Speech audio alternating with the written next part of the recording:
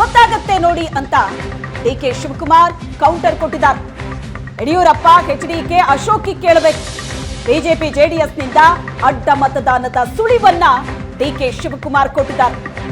ಇಲ್ಲಿ ಪಕ್ಕದ ಪಕ್ಷದಿಂದ ಶಾಸಕರನ್ನ ಸೆಳೆಯೋದಿರ್ಲಿ, ತಮ್ಮ ಪಕ್ಷದ ಶಾಸಕರು ಆ ಪಕ್ಷಕ್ಕೆ ಸೆಳೆತಕ್ಕೆ ಒಳಗಾಗದೆ ಇರೋ ರೀತಿ ಕಾಪಾಡ್ಕೊಳ್ಳೋದೇ ಬಹಳ ದೊಡ್ಡ ಟಾಸ್ಕ್.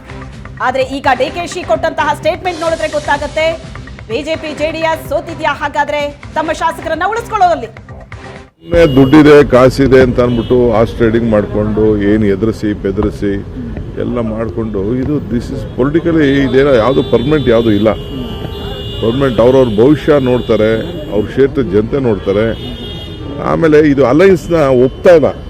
ಈ ಅಲೈನ್ಸ್ ಏನಿದೆಯಲ್ಲ, ಅಲೈನ್ಸ್ನ ಜನ ಒಪ್ತಾ ಇಲ್ಲ, ಶಾಸಕರು ಒಪ್ತಾ ಇಲ್ಲ. ಸುಮ್ಮನೆ ಬಲವಂತವಾಗಿ ಇಟ್ಕೊಂಡಿರೋದು ಸರಿ ಇಲ್ಲ. ನಾನೇನು ಹೇಳಕ್ ಹೋಗಲ್ಲ. ಅವ್ರೇನು ಹೇಳಿದಾರಲ್ಲ ಆತ್ಮಸಾಕ್ಷಿ ಮತ ಅಂತ, ಆತ್ಮಸಾಕ್ಷಿ ಮತ ಅವ್ರವ್ರ ಮತ ಅವ್ರವ್ರು ಆಗ್ತಾರೆ. ಸುಮ್ಮನೆ ದುಡ್ಡಿದೆ ಕಾಸಿದೆ ಅಂತ ಅಂದ್ಬಿಟ್ಟು ಆಸ್ ಟ್ರೇಡಿಂಗ್ ಮಾಡಿಕೊಂಡು ಏನು ಎದುರಿಸಿ ಬೆದರಿಸಿ ಎಲ್ಲ ಮಾಡಿಕೊಂಡು ಇದು ದಿಸ್ ಇಸ್ ಪೊಲಿಟಿಕಲಿ ಇದೇನೋ ಯಾವುದು ಪರ್ಮನೆಂಟ್ ಯಾವುದು ಇಲ್ಲ. ಪರ್ಮನೆಂಟ್ ಅವ್ರವ್ರ ಭವಿಷ್ಯ ನೋಡ್ತಾರೆ, ಅವ್ರ ಕ್ಷೇತ್ರದ ಜನತೆ ನೋಡ್ತಾರೆ. ಆಮೇಲೆ ಇದು ಅಲೈನ್ಸ್ನ ಒಪ್ತಾ ಇಲ್ಲ. ಈ ಅಲೈನ್ಸ್ ಏನಿದೆಯಲ್ಲ, ಅಲೈನ್ಸ್ನ ಜನ ಒಪ್ತಾ ಇಲ್ಲ, ಶಾಸಕರು ಒಪ್ತಾ ಇಲ್ಲ. ಸುಮ್ಮನೆ ಬಲವಂತವಾಗಿ ಇಟ್ಕೊಂಡಿರೋದು ಸರಿ ಇಲ್ಲ.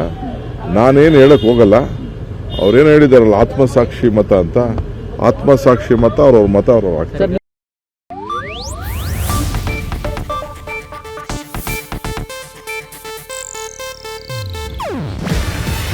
ಇದು ಏಷ್ಯಾನೆಟ್ ನ್ಯೂಸ್ ನೆಟ್ವರ್ಕ್ ಪ್ರಸ್ತುತಿ. ನೀವು ನೋಡ್ತಿದ್ದೀರಾ ಏಷ್ಯಾನೆಟ್ ಸುವರ್ಣ ನ್ಯೂಸ್.